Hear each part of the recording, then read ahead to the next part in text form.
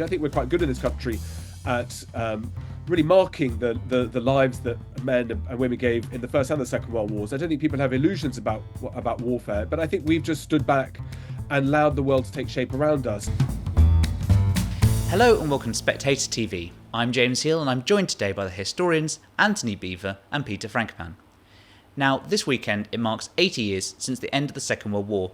So Antony, how do you think our collective memory of that has changed in the intervening decades since that occasion? Well, I think we're in a very, very strange moment. History is seldom tidy, and normally there are overlaps and unfinished business stretching from one era to another. But suddenly, 80 years as we are now, after the end of the Second World War, which established an international order of respect, sovereignty, and for borders, we're facing a guillotine moment, which cuts us off completely from the past. We're back to the 1930s idea of dictators that might is right. And I wonder, Peter, it's not just, of course, in terms of military power as well. We see all across the globe the kind of tenets of the post-war era, however good or bad they may have been, but seemingly collapse. You look, for instance, at the kind of post-Bretton Woods financial system, what remains of that. Look at the ECHR. Why do you think now so many kind of these shibboleths, these great institutions of that era are now being challenged?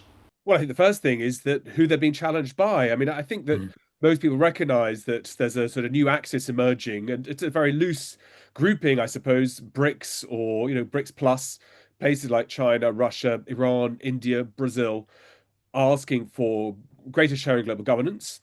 But I think it's important to note that it's not just coming from the developing world or from autocracies.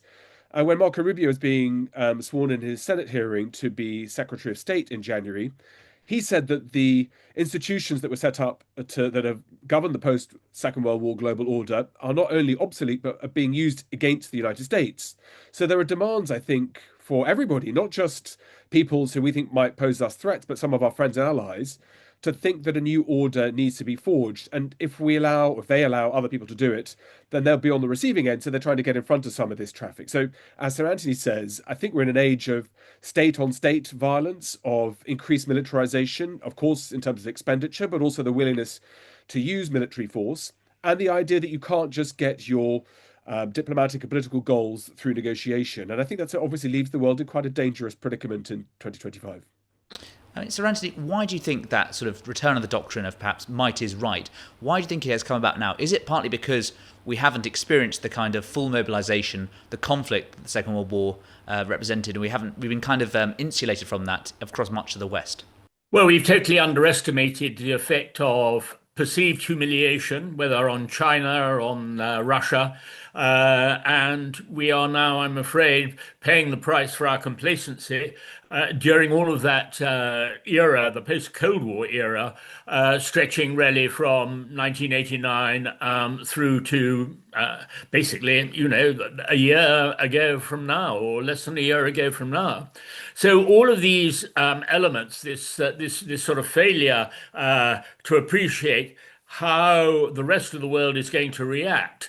The way that in, for example, 1989, 1990, we thought that the world from now on was going to be peaceful, that there was going to be none of the end of history, all of those cliches, which of course have always been misinterpreted both at the time and in retrospect, were taking place. We failed to see how, for example, Putin was going to bitterly resent what had happened and was going to basically try to claw back and get back what had been not just the Soviet Empire, but certainly the Russian Empire of earlier on, because Putin is not just a Cold War warrior of the Soviet sort. His ideology, with Vladimir Medinsky and Dugin, is very much the Russian imperial Slav idea that they have the right, through moral superiority and religion and all the rest of it, to control the whole of the Eurasian landmass, as they say, from Vladivostok to Dublin. Yes, I do wonder, Peter, on Sir Antony's first point there. There does seem a sense of what Churchill called the locust years, the 1920s and 30s, where there was that failure to sort of take the tensions and humiliations and slights of that sort of Versailles settlement seriously. They're sort of replicated 80, 90 years on. I wonder also perhaps if there's a sort of personal element too, which is that as those generations that experience the horror, enter their 80s and 90s, and we feel very much less connected to them, whether perhaps there is that sense of old perhaps taboos being now able to be countenanced. You look, for instance, at how Churchill is being challenged as a historical figure. There seems, on the American right at least, a willingness to say that he wasn't perhaps the hero that we have long regarded him as.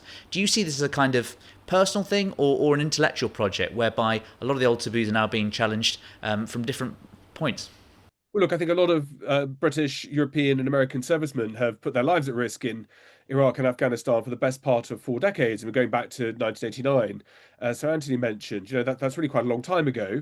So I don't think there have been any illusions in the armed forces. The problems have been that the amounts of resources that have been made available have got thinner and thinner, and our poise, I think, has failed to adapt to a world that's changing. I think what's interesting is a lot of the countries that I mentioned, places like Russia, places like China, Turkey, India, have had the same leadership structures for 10 years in the case of India.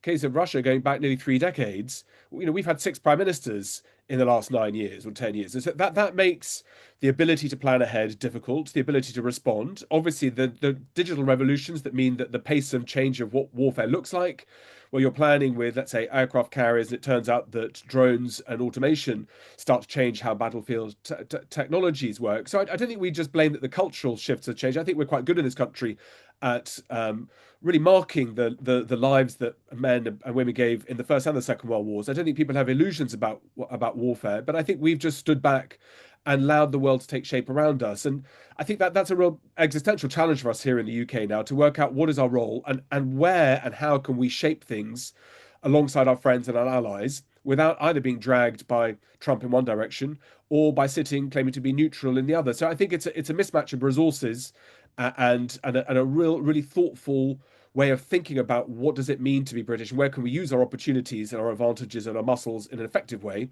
and how do we cope with some of the weaknesses. Right, so Anthony, obviously VJ Day occurred, what was it, 3 months after VE Day. I just wonder perhaps if, now we've got this anniversary, whether we remember the two ends of the war very differently. Of course, the end of the war in Europe was sort of greeted with all this sort of great celebration in Britain. That was the reason we went to war, of course, in 1939.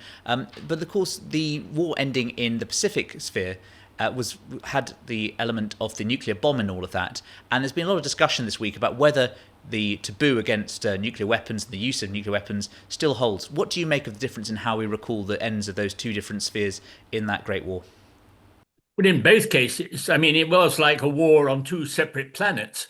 In many ways, with very little connection between them. But at the same time, both ended up with moral paradoxes. In the case of the European theatre, we had gone to war on behalf of Poland, but it ended up with Poland not free at all, but even though supposedly on the winning side, was then oppressed by the Soviet dictatorship at the end. The moral paradox in the Far East was different in the sense that we invented the most appalling weapons known to man so far of the atomic weapons. But at the same time, those weapons actually saved far more lives than they killed. When one looks in detail at the way that the Imperial Japanese General Staff was determined to fight on, even after both nuclear explosions. They were prepared with Operation Ketsugo to defend the home islands and sacrifice, if necessary, 20 million Japanese. Now, apart from the Japanese who would have died, far, far more than those who were actually killed by the bombs, 400,000 were dying each month in the areas occupied around the Pacific Rim by Japanese forces because they'd been cut off from supplies by the United States Navy. But also the starvation, which led to, for example, in the case of Vietnam and Java, 3.4 million dead. So, I mean, it is one of the great moral paradoxes, as I say, of the Second World War, that this horrific weapon should have actually saved far more lives than they took. I'm not a huge fan of counterfactuals, but what is extremely distinct was the different way in which the post-war settlement was reached in Europe, and that done in East Asia, and the rebuilding of through the Marshall Plan of Western Europe to build up the bulwark helped shape that post-World War order that we were talking about, the United States took a very different decision in China, where it chose not to invest in the rebuilding of a country that had been sacrificed to Japan, both of its resources and its human populations. And had things worked in a slightly different way, then perhaps we would have seen a very different kind of political structure arise in China that didn't involve Mao, didn't involve the Communist Party of today. And I suppose tying some of those knots together in terms of great foreign policy what ifs, that probably goes alongside what could or should have happened after the Berlin Wall fell, and where there was an opportunity to shape Europe and to shape Russia in a slightly different way. And I think it's sometimes easy to blame ourselves for things that other people have done wrong, but I don't think it's a coincidence that some of the platforms that have been built, Iran in 1979, something similar, we do have some complicity in some of what's going on. So it's really important for us to start thinking about how we make better decisions when it comes to the big questions in the future.